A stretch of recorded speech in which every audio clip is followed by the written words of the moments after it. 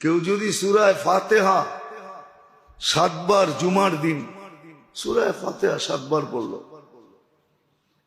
কুল হুয়াল্লাহ 7 বার, ফালাক 7 বার, নাস 7 বার, তো তার পিছনের গুনাহ মাফ।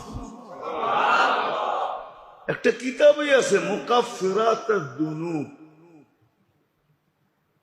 মুকাফফিরাতুদ দুনুব, পিছনের গুনাহ কি কামলে মাফ হয়। একটা কিতাবই আছে যে কোন কোন কাজে পিছনের গুনাহ মাফ হয়ে যায়। কিছু কঠিনও আছে, আবার কিছু একবারে সহজও আছে। একবারে সহজ দেখাই, কষ্টদায়ক একটা সুইও যদি রাস্তার থেকে সরায়া দিল তো পিছনের গুনাহ মাফ।